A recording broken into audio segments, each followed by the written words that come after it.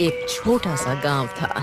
उस गांव में लखन नाम का एक आदमी अपनी पत्नी और अपने एक बेटे के साथ एक टूटे फूटे मकान में अपना साधारण जीवन बिता रहा था। लखन बहुत ही गरीब था। उसके पास एक ही जमीन थी जिस पर वह खेती करके अपना और अपने परिवार का पेट पाल रहा था।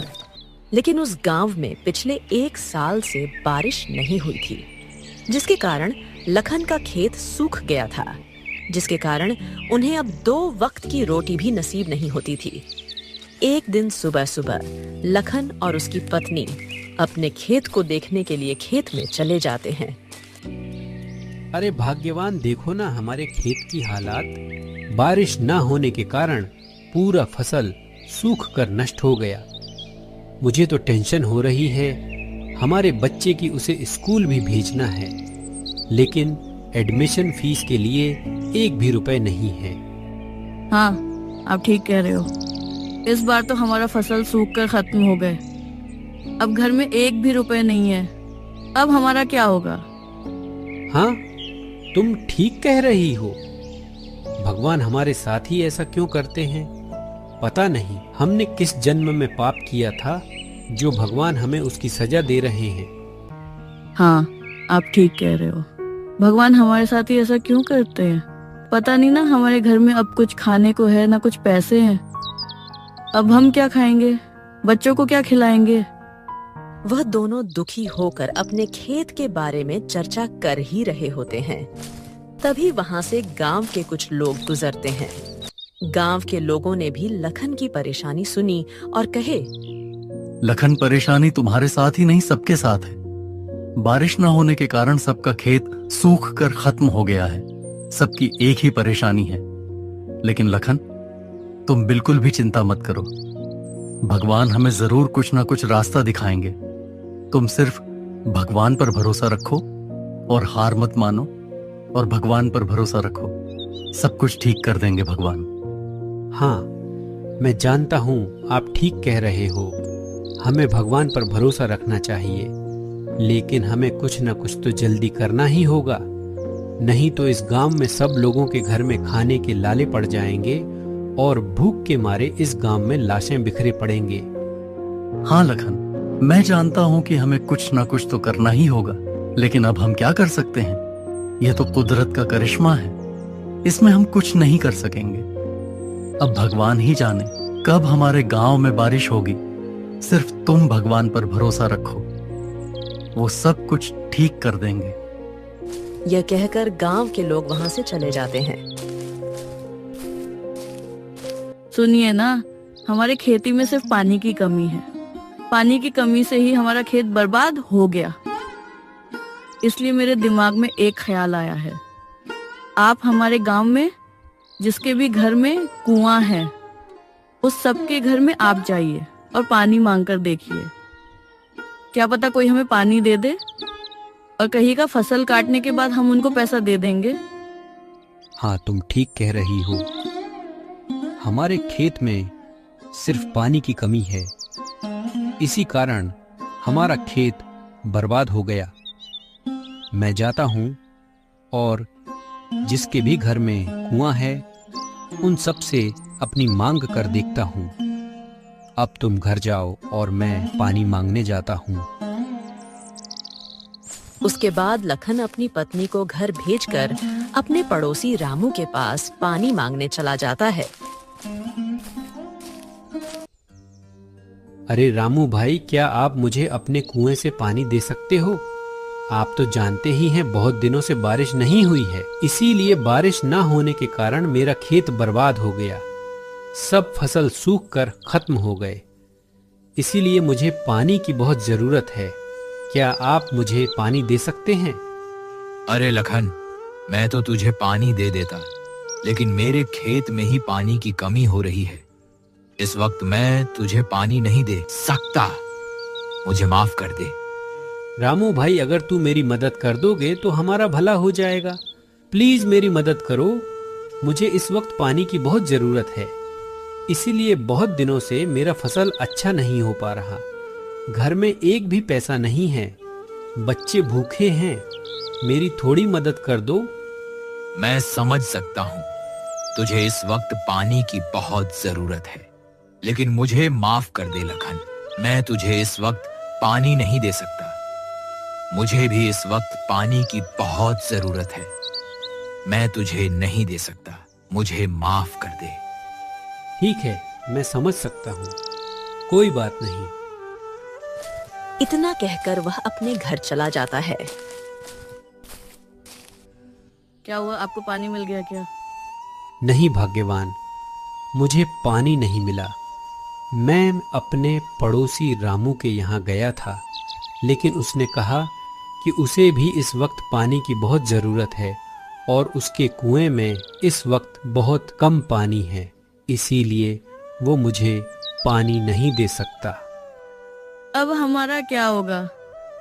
हमारा सारा खेत तो नष्ट हो जाएगा। अब हम क्या करेंगे और क्या खाएंगे? बच्चे 2 दिन से भूखे हैं और उसे स्कूल भी भेजना है, लेकिन घर में खाने के भी लाले पड़े हैं। हमारा क्या होगा? मुझे तो बहुत डर लग रहा है। अरे भाग्यवान, तुम डरो मत और चिंता करने की भी जरूरत नहीं। मैं कुछ ना कुछ जरूर करूंगा। मैं तुम लोगों को भूखा नहीं रहने दूंगा। भगवान कुछ ना कुछ जरूर रास्ता दिलाएगा। तुम चिंता मत करो। अगर तुम चिंता करोगी तो तुम बीमार पड़ जाओगी। मैं जानती हूँ आप ठीक कह रहे हो, लेकिन यह कहने से कुछ नहीं होगा। कुछ ना कुछ तो करना ही होगा। मुझे तो अपने बच्चे की चिंता हो रही है। हाँ, तुम चिंता मत करो, मैं कुछ करता हूँ। आज ही मैं जमींदार के पास जाऊंगा और उनसे मदद मांगूंगा। हाँ, ठीक कह रही हैं। आप जाइए जमींदार के पास और उनसे कुछ मदद मांगिए। क्या पता वही हमारे कुछ मदद कर दे। हाँ, मैं उनके पास ही जाता हूँ और कुछ पैसे कर्ज में ले आता हूँ। जैसे ही हमारा फसल ठीक हो जाएगा, तब हम उनका सारा पैसा लौटा देंगे। अब मैं चलता हूँ।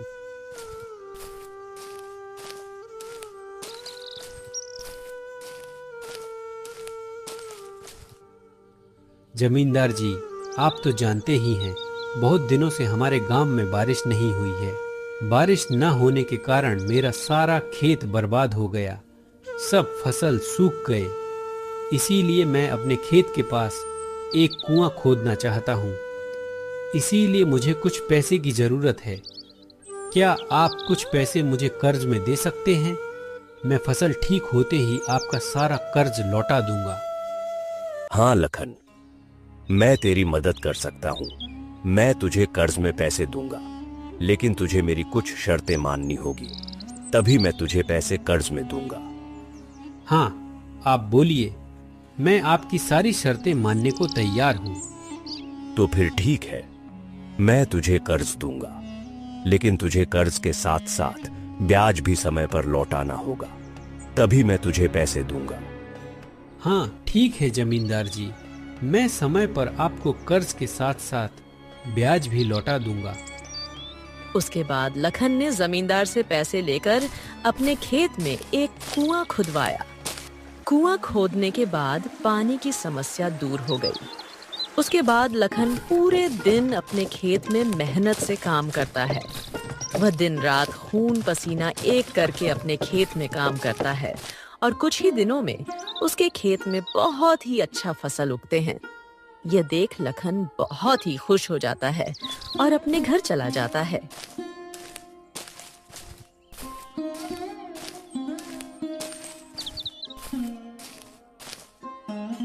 आप आज तो बहुत खुश लग रहे हो, क्या बात है? अरे भाग्यवान, मैं खुशखबरी लेकर आया हूँ। अरे भाग्यवान, हमारा खेत इस बार सबसे अच्छा हुआ है। अब हमें कोई चिंता नहीं करनी होगी। अब हमें भूखा नहीं रहना होगा और अब हम जमींदार जी के सारे कर्ज लौटा देंगे। क्या आप सच कह रहे हो? अब तो हमें कोई चिंता नहीं करनी होगी। हमें अब भूखा नहीं रहना होगा और हमारे बच्चे की पढ़ाई भी अच्छे से हो जाएगी। हे भगवान, आपका बहुत बहुत शुक्रिया जो आपने हमें हमारी मुसीबतों से दूर कर दिया। ठीक है, तो अब मैं चलता हूँ खेत की ओर। आज मैं हमारे फसल की कटाई शुरू कर दूंगा। अब मैं चलता हूँ। इतना कहकर वह खेत की तरफ चला जाता है। वह अपने खेत की तरफ जा ही रहा था कि तभी आधे रास्ते में काले बादल छाने लगते हैं और देखते देखते जोरदार बारिश शुरू हो जाती है। बारिश से बचने के लिए वह अपने गांव के रामू काका के घर पर चला जाता है। अरे काका, यह क्या हो गया है? अचानक से इतनी तेज बारिश हो गई। इस बारिश ने तो मेरे सारे फसल बर्बाद कर देंगे। हे भगवान, जब मैंने आपसे बारिश मांगी तब आपने नहीं दी, लेकिन अब हमें बारिश की कोई ज़रूरत नहीं थी, तब आपने बारिश दे दी। आज तो मेरे सारे पके हुए फसल खराब हो जाएंगे। हाँ लखन, तू ठीक कह रहा है। इस बारिश ने तो लोगों के पके हुए फसल भी खराब कर देंगे। अब क्या ही बताऊं, किसानों के साथ ऐसा ही होता है। कभी बारिश ना होने के कारण फसल खराब हो जाते हैं, तो कभी बारिश होने के कारण पके हुए फसल खराब हो जाते हैं। पता नहीं भगवान हम गरीबों के साथ ही ऐसा क्यों करते हैं। वह दोनों आपस में बात करने लगे और थोड़ी देर में बारिश रुक जाती है और लखन अपने खेत की तरफ चला जाता है। जब वह खेत पहुंचता है तब वह देखता है कि उसके सारे पके हुए फसल बारिश के कारण खराब हो गए थे। अपनी फसल को देखकर लखन बहुत ही टेंशन में आ गया था। हे भगवान, मेरे सारे पके हुए फसल तो बारिश के कारण खराब हो गए। अब मैं क्या करूं? कहां जाऊं? यह खेत मेरी आखिरी उम्मीद थी, लेकिन वह भी नहीं रहा। यह मेरे साथ क्या हो रहा है? पिछले साल बारिश न होने के कारण मेरा सारा फसल बर्बाद हो गया और अब इस साल बारिश होने के कारण मेरा सारा फसल बर्बाद हो गया। जब बारिश की जरूरत पड़ती है तब तो बारिश नहीं आती, जब जरूरत नहीं पड़ती तब आ जाती है। भगवान हमेशा गरीबों के साथ ही ऐसा क्यों करते हैं? ना अब घर में कुछ खाने को है, ना अब कुछ पैसे बचे हैं। हे भगवान, मुझे तो अब बहुत डर लगने लगा है। वह अपने आप से बात कर ही रहा होता है, तभी वहाँ पर जमींदार आता है और लखन से कहता है, अरे लखन, मैंने तुझे जितना समय दिया था अब उतना समय खत्म होने को आया है। अब तुझे मेरा सारा कर्ज वापस करना होगा। अरे जमींदार जी, अब मैं आपको कहां से पैसे दूंगा? मेरे पास तो कुछ नहीं बचा। आज बारिश के कारण मेरा सारा खेत बर्बाद हो गया। मैं आपको कहां से पैसा दूंगा? जमींदार जी, इस गरीब की कुछ सुन लो। आप तो देख ही रहे हो ना, मेरी खेत का हालत क्या हो चुका है इस बारिश के कारण। मुझे कुछ दिन का और वक्त दे दीजिए, मैं आपको आपका सारा पैसा लौटा दूंगा, ब्याज के साथ। ठीक है, मैं तुझे कुछ दिन का वक्त और दे देता हूं। अगर तूने जल्दी मेरा पैसा नहीं लौटाया तो मैं तुझे जेल तो नहीं भेजूंगा, लेकिन मैं तेरा घर और जमीन सब कुछ जब्त कर लूंगा। यह बात याद रखना। इतना कहकर जमींदार वहाँ से चला जाता है। जमींदार की बात सुनकर लखन बहुत ही डर जाता है और खुदकुशी करने की सोचता है। अब मेरे पास जान लेने के अलावा और कुछ नहीं बचा। मैं अपने पत्नी और अपने बच्चों को वह सुख नहीं दे पा रहा जो पिता अपने बेटे और पति अपनी पत्नी को देते हैं। न मैं उनको 2 वक्त की रोटी खिला सकता, न बच्चों को पढ़ा सकता। अब मुझे जीने का कोई हक नहीं है। अब मेरा आही उनके लिए अच्छा होगा। वह खुदकुशी करने के लिए तैयार हो ही रहा था कि तभी उसे अपनी पत्नी और अपने बच्चों का ख्याल आता है और वह सोचता है, नहीं, मैं अपनी जान नहीं ले सकता। अगर मैं मर गया तो मेरे बच्चे और मेरी पत्नी का क्या होगा? अगर मैं मर गया तो मेरा सारा कर्ज मेरे बच्चों पर टूट पड़ेगा। नहीं नहीं, मैं उन्हें ऐसे छोड़कर नहीं जा सकता। और भाग्यवान अकेली बच्चों को कैसे संभालेगी? नहीं नहीं, मैं ऐसा नहीं कर सकता। मुझे मरने के बजाय और संघर्ष करना चाहिए और अपनी पत्नी और बच्चों को सुख देना चाहिए। नहीं, मैं ऐसे नहीं मर सकता। लखन यह सोचकर अपने घर चला जाता है। संगीत शुभम की पत्नी शुभम को उदास देख कहती है, अरे जी, आज आप इतने उदास क्यों हो? क्या हुआ जो आप इतने उदास हो? अरे भाग्यवान, आज की बारिश ने हमारा सारा फसल बर्बाद कर दिया।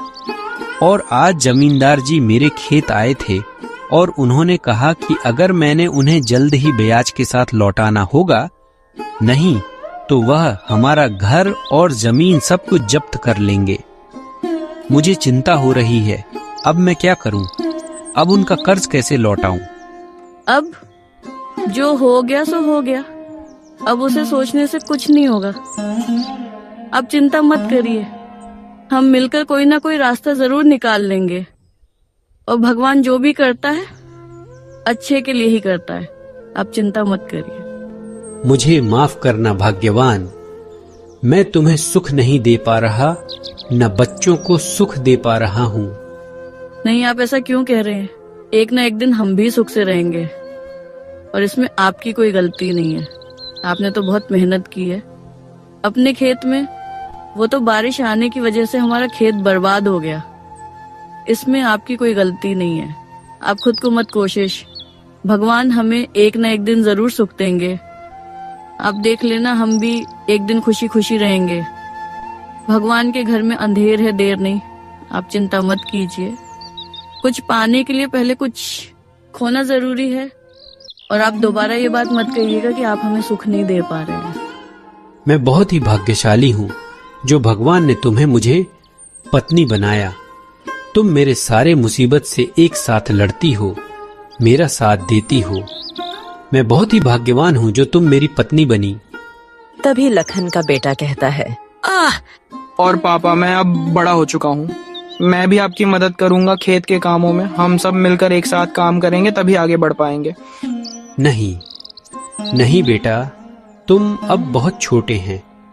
तुम्हारी उम्र अब खेलने कूदने की और पढ़ाई करने की है। तुम इस उम्र में काम नहीं कर सकते। तुमने कहा, यही मेरे लिए बड़ी बात है।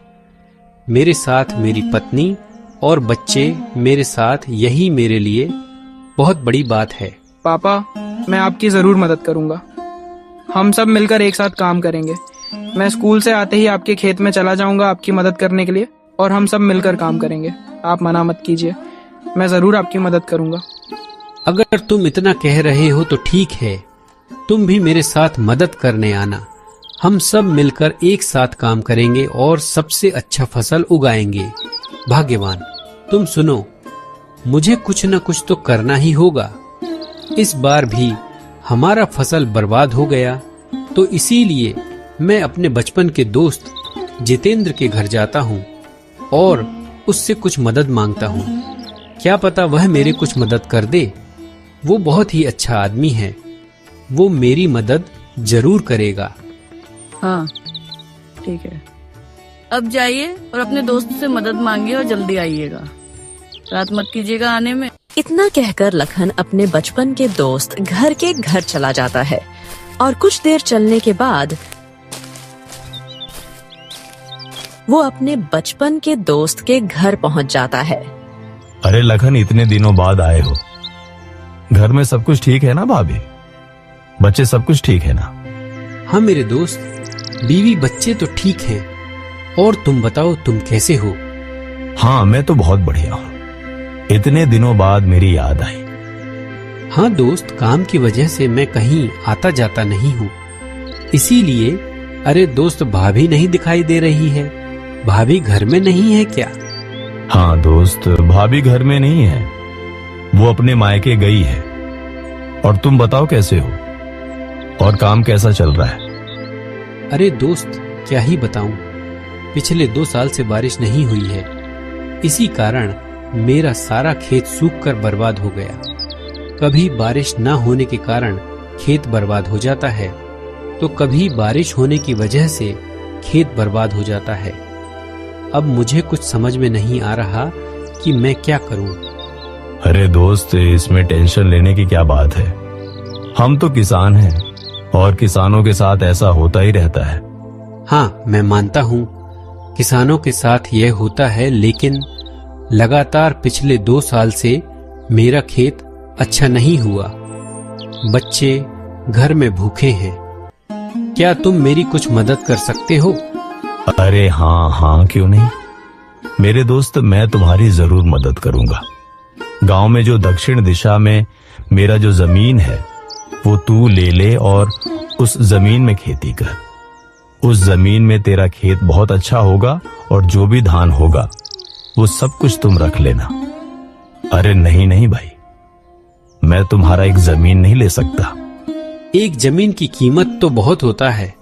अगर मैं तुम्हारा एक जमीन ले लूंगा तो तुम क्या करोगे? अरे तुम उसकी चिंता मत करो, मेरे पास बहुत सारे जमीन है। तुम मेरा वो जमीन ले लो और उस जमीन पर खेती करो और अपने बीवी बच्चों का ख्याल रखो। बहुत शुक्रिया दोस्त, जो तुमने मेरी इतनी मदद की। मैं तुम्हारा यह एहसान कभी नहीं भूलूंगा। अरे इसमें कौन सी बड़ी बात है, तुम तो मेरे बड़े भाई की तरह हो। क्या मैं अपने बड़े भाई की मदद नहीं कर सकता? ठीक है, तो अब मैं चलता हूँ, रात होने को आई है। अरे दोस्त, इतने दिनों बाद आए हो, मैं तुम्हें ऐसे नहीं जाने दे सकता। आज तुम खाना खाकर जाओ। अरे नहीं नहीं दोस्त, माफ करना, मैं आज खाना नहीं खा सकता। मेरे बीवी बच्चे अकेले हैं। मैं किसी और दिन आऊंगा और पक्का तुम्हारे घर में खाना खा के जाऊंगा। ठीक है, लेकिन आना जरूर। इतना कहकर वो अपने घर चला जाता है।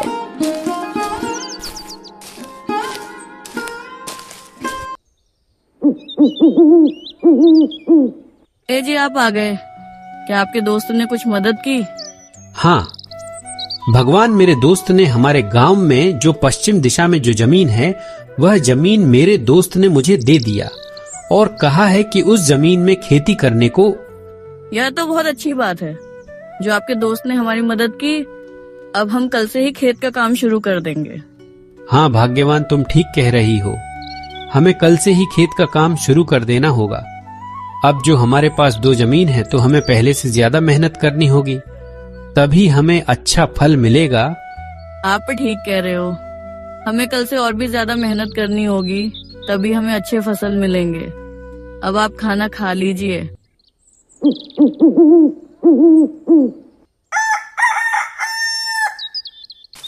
अगले दिन सुबह लखन पहले अपने खेत पर जाता है और दिन भर मेहनत करता है। वह सारा दिन खून पसीना एक कर देता है।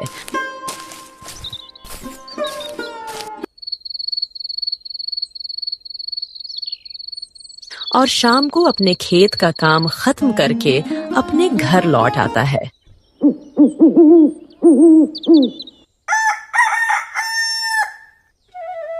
और अगले दिन सुबह लखन अपने दोस्त के दिए हुए जमीन पर जाता है और उस जमीन पर काम करने लगता है और दोस्त के दिए हुए जमीन पर पूरे दिन मेहनत करता है और आखिर में खेत की जुताई का काम खत्म हो जाती है।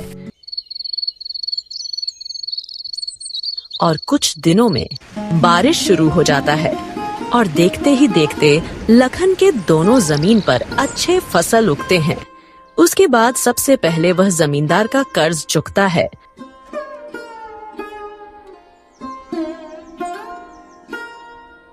और वह खुशी खुशी अपने परिवार के साथ रहने लगता है।